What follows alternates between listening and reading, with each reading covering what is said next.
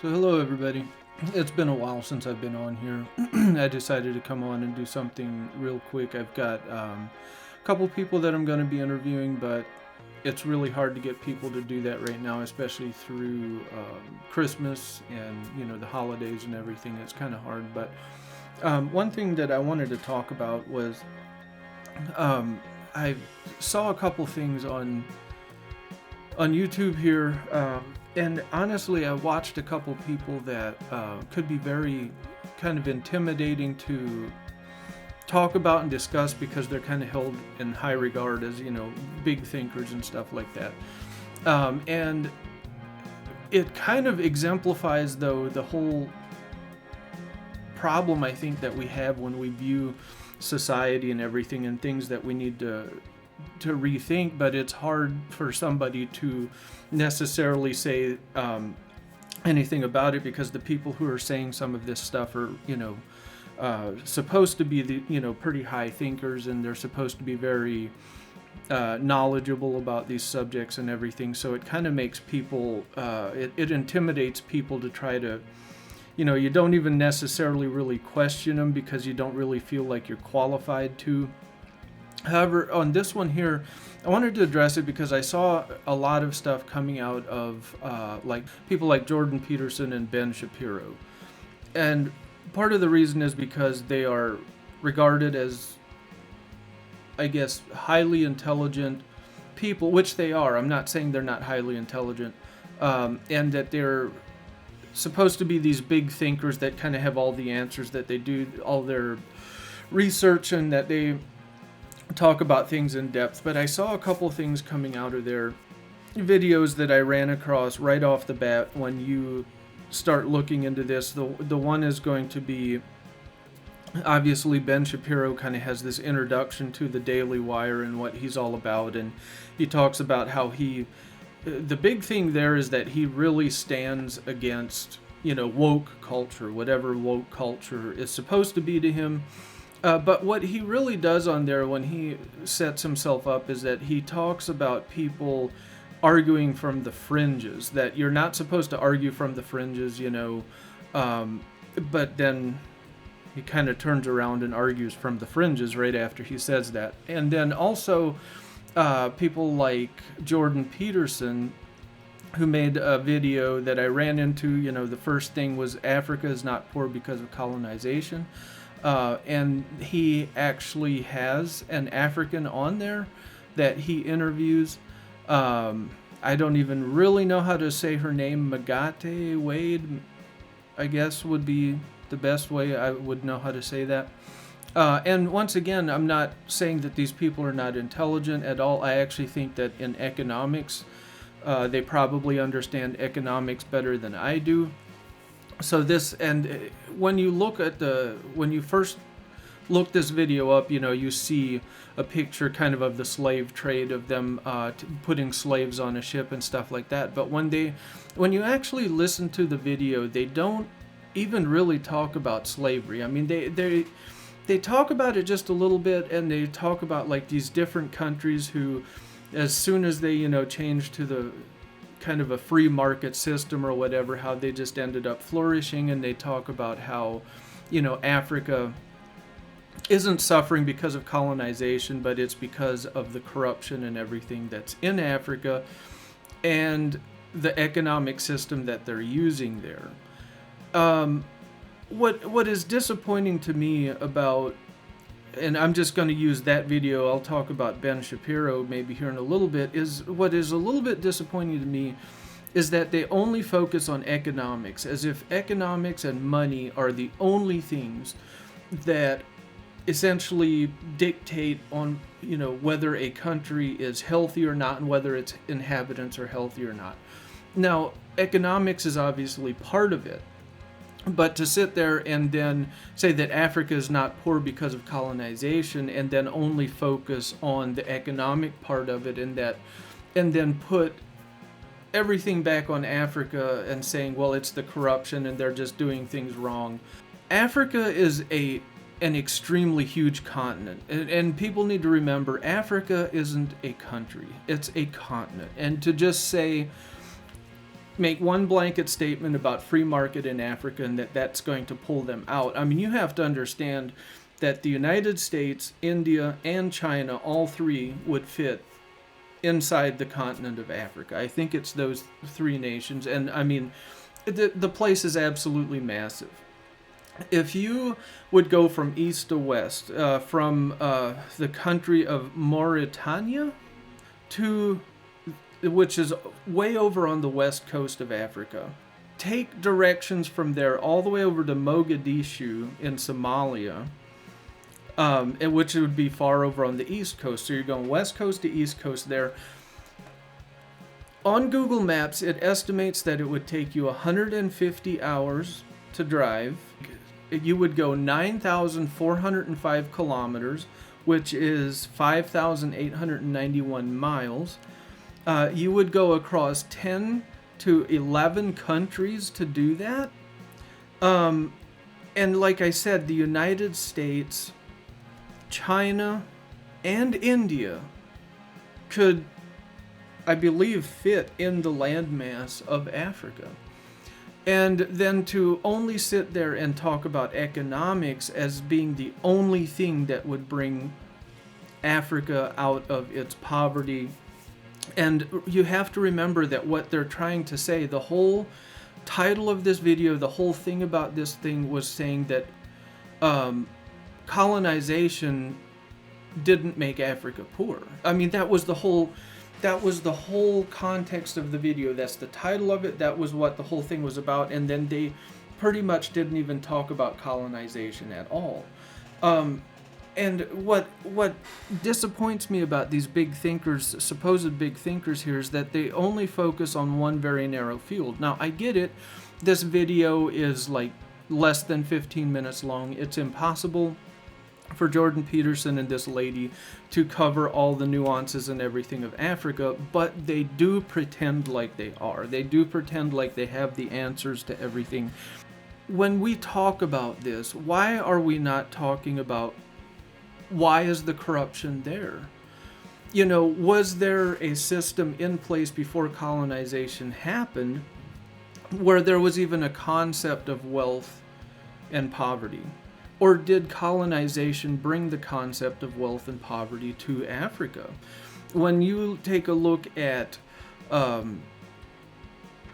tribal people in a land that was essentially unmolested, being able to, I mean, sure, they probably had tribal boundaries and stuff like that, but essentially being able to live off the land, free roam, kind of live how you want to, and essentially probably living a very free and carefree life, then to turn around and say, you know, that, well, when we colonized you guys, we gave you guys jobs.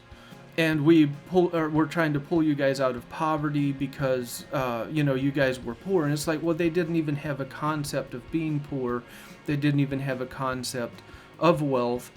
You know, if they would have had a pile of diamonds in their dwelling, you know, they might have thought, oh, these are some pretty shiny rocks, maybe something to decorate, you know, your necklace, or, you know, they wore jewelry and stuff like that.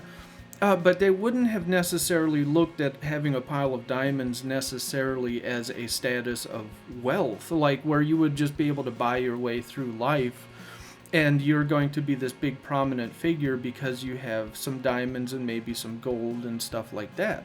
That wouldn't have been a concept in that way.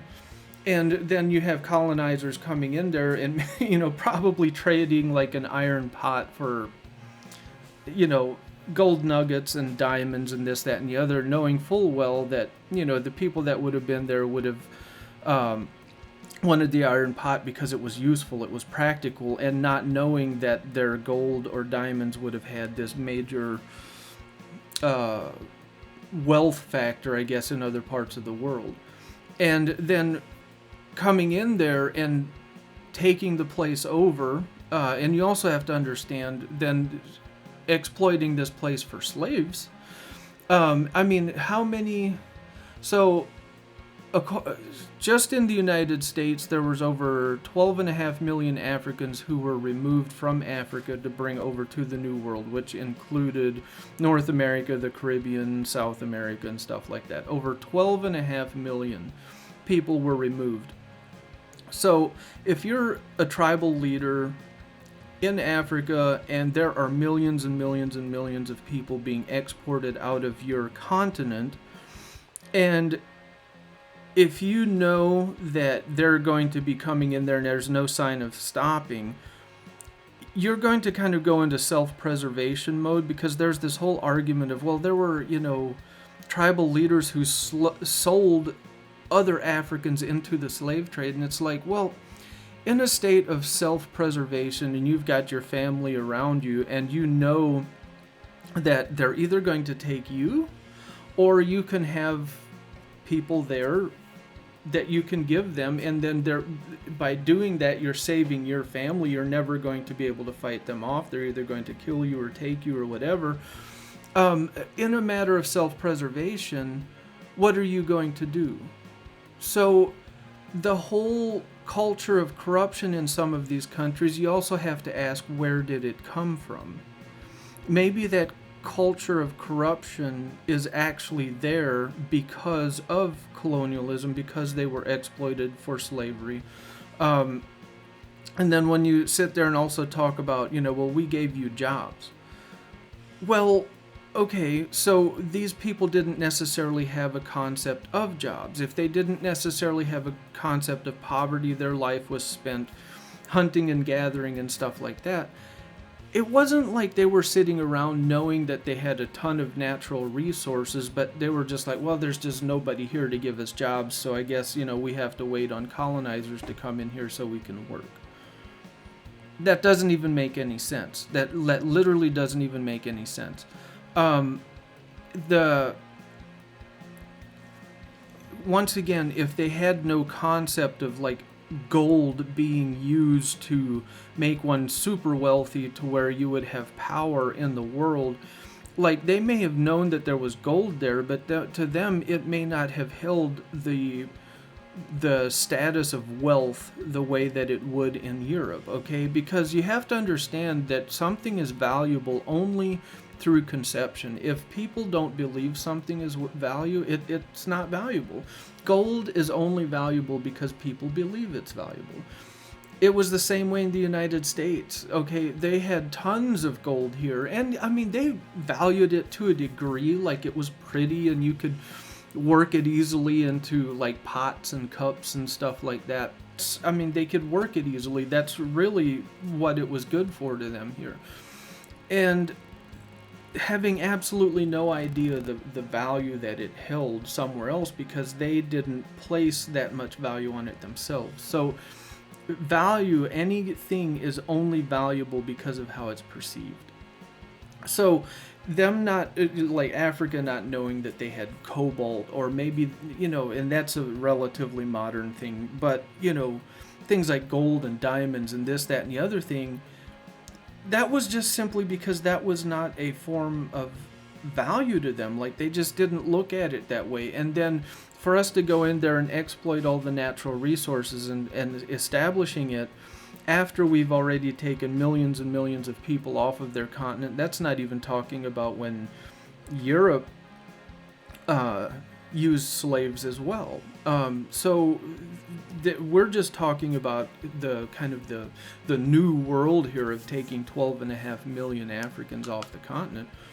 I mean, they didn't even touch on anything like that. And I'm like, if you're going to pretend to be this big thinker, and you're going to try to jump into something as complex and as nuanced as how colonialism has shaped the world and the negative impacts that it had. I mean, we're not even talking about what it did to Asia, places like India, the Americas. I mean, to try to pretend like it just had no negative effects and that, the continent of Africa was just lost until we got there is just absolutely absurd. And if you want to use modern tribes in Africa as an example and say, well, they can't even drink, they don't have enough food.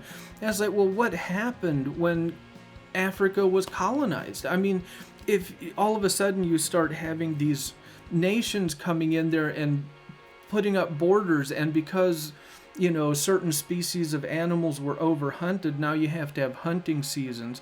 Now you are restricted to certain areas and plots of land that you would have normally been able to roam around freely and gather all of your essentially necessities from a broad spectrum, and you didn't have to worry about hunting seasons and all that because everything was plentiful.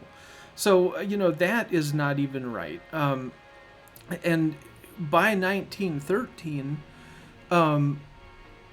there were already so the United Kingdom, UK, France, Portugal, Spain, Italy, Germany, and Belgium were the major countries that were in there. So you had seven countries, seven major nations that came in there and colonized Africa. And to try to say that didn't have a negative effect and you only focusing on economy is just so mind-blowingly absurd. And then, so let's get off of that subject. That's just hitting that one really quick. And let's go to Ben Shapiro, where he talks about, he is essentially fighting wokeism, okay? Which is, you're going to have to define that a little bit more, because I kind of feel like they use that to just throw everybody in there who has maybe a little bit more liberal ideas than what they do. And I say liberal knowing full well that that's even a bad word nowadays. But kind of, if you have any other idea other than a fiscally and religiously conservative idea, they're going to throw you into the category of being part of the woke bunch, okay? There are rumors and things that are circulating about, even schools who had to put litter boxes in their bathrooms for students who thought they were cats, because they're, looking at this transhumanism thing and being all scared about it. The story wasn't even true. For one, it was a lie. And I'm not saying Ben Shapiro used that story, but I'm just saying this is what the people who fight woke culture generally do. And then they argue from that fringe lie that is even, let's say there are a couple 15, 16, 20-something year olds that do believe that they're a cat, okay? All right. As crazy as that sounds, and I'm not saying that it's not, how many people actually believe they're a cat? And are you honestly threatened by it? Do you honestly believe that you are threatened and your children are threatened by some 14-year-old who's probably going to grow out of it within a year or two thinking that they're a cat or a dog or anything? I mean, seriously, guys, one of Ben Shapiro's big things is that people need to stop arguing from the fringes, and then goes and uses fringe arguments like that. How many... So, for one, he talks about atheism and how ridiculous atheism is, okay? And this was right after him talking about, people who are pro-abortion or anti-Second Amendment, will sit there. If you're pro-Second Amendment, you own a gun, and this anti-Second Amendment crowd comes in there and just says, you're a baby killer because you own a gun. That's a fringe argument. It's no, gun owners are not just by default baby killers, okay? Well, then the people who are oppose abortion will call others baby killers as well, and they say that, they give abortions right up to the baby's head is still inside the mother, so they can kill the baby as it's born, not realizing that that's not how it is at all, and that 90% of the abortions that happen within the first trimester, okay? For various different reasons. So I do agree with him that people are arguing from the fringes. I I do believe that people need to have more sound arguments, and they need to start digging into the subjects a lot deeper, like morals and how does our society and our way of thinking affect these two different issues. Like, I totally agree with that.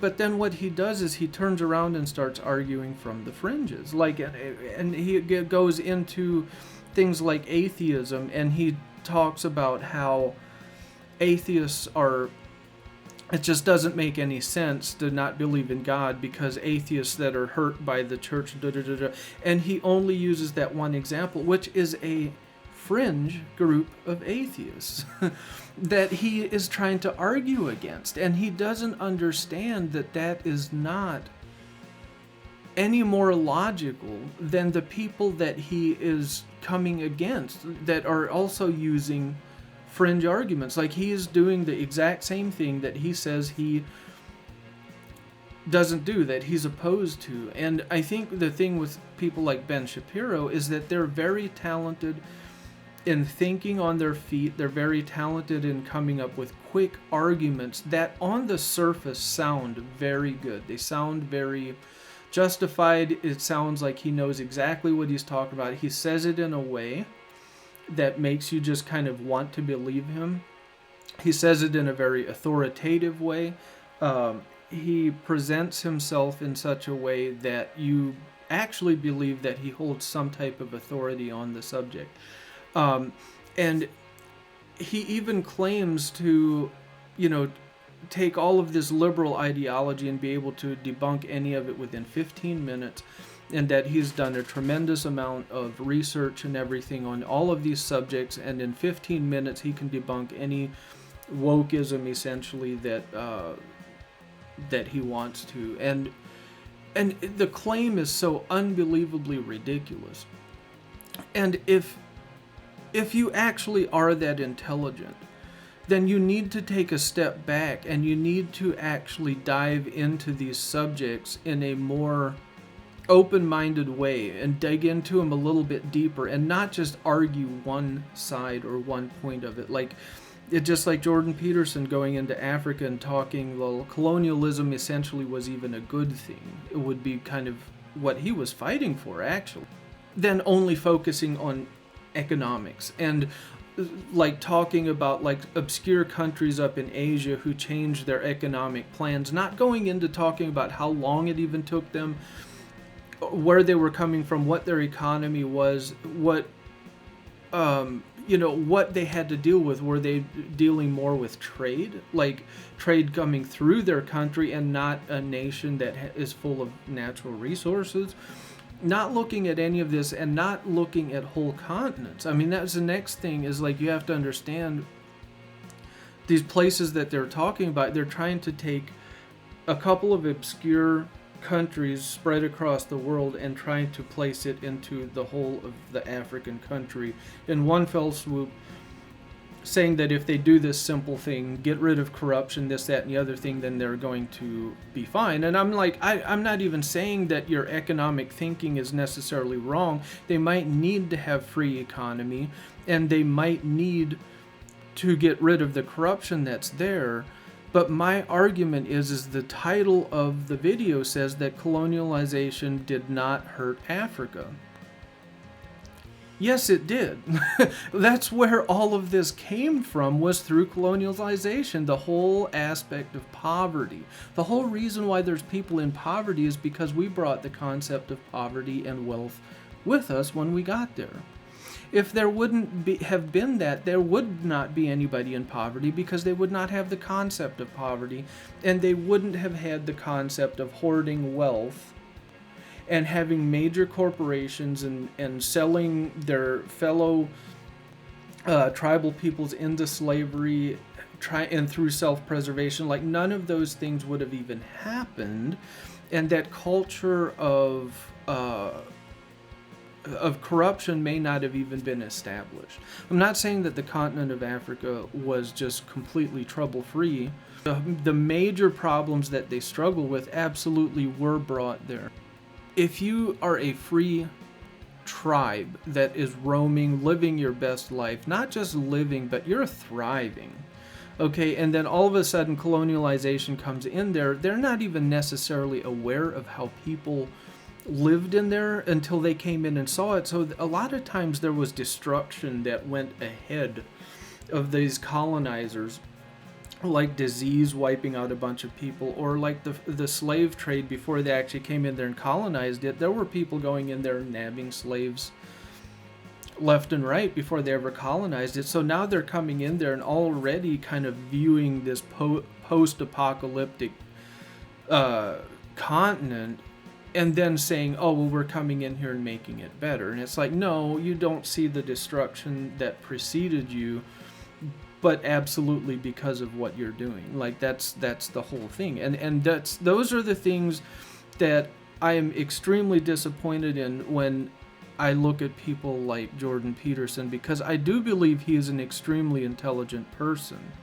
but I think he has an agenda that he's trying to fight for, that he's trying to argue for, that he is trying to win people over to. So he is laser focusing his view on things like economics to talk about, to try to defend colonization. And it's just like, why was I ever intimidated by somebody like Jordan Peterson and Ben Shapiro when you actually start looking at their arguments and you actually start thinking through them, and you're just like, wait a minute, you're not even making any sense. And this whole aspect of arguing that you say is so wrong, you are doing yourself. You are arguing from the fringes when you're telling other people they need to stop arguing from the fringes.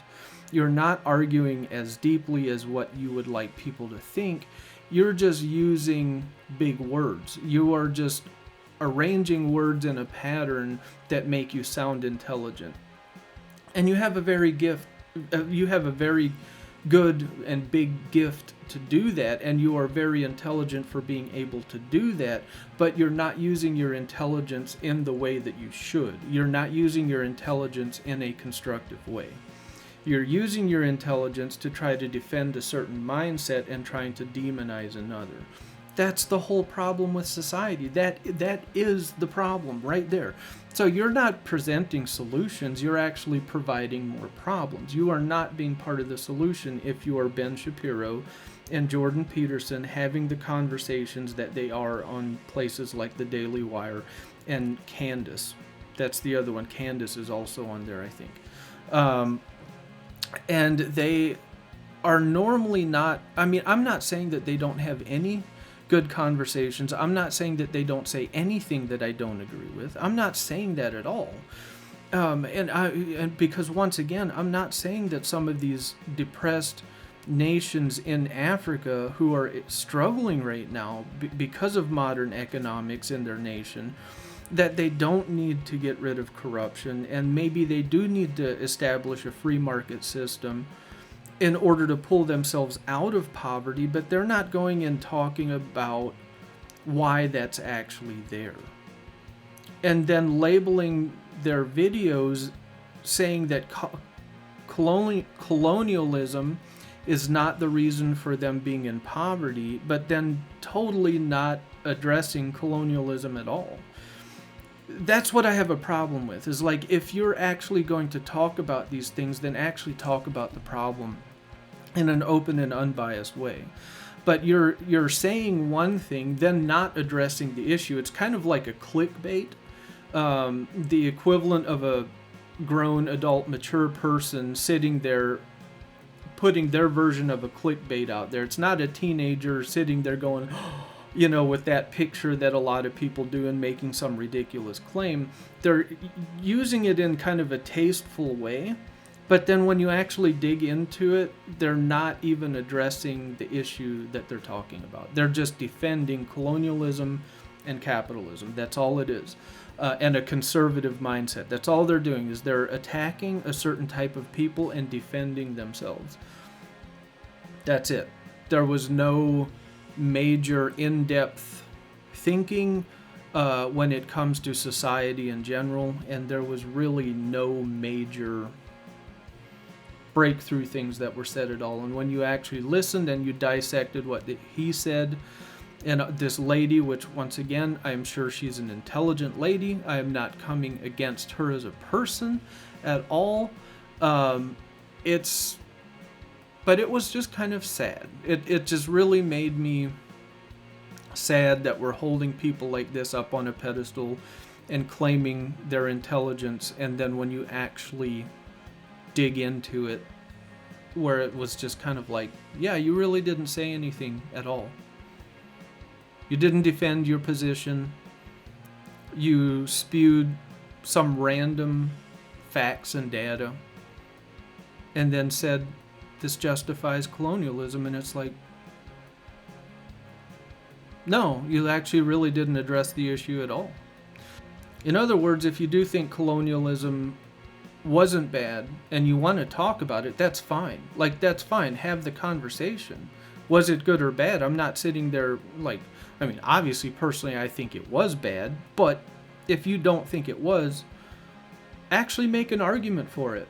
Don't put a bunch of fancy words together in such a way and say it in such a way that it makes it people think you're having a constructive conversation, where only the people that already agree with you are going to sit there and nod their head along and say, you know what, you have really good points, look at how smart you are. But if you're actually willing to look at what he said and what he's doing in a critical way, especially in those first two videos, the first two videos that I ran across, they really didn't amount to anything. So at this point in time, it's not a very good track record. Have a good one.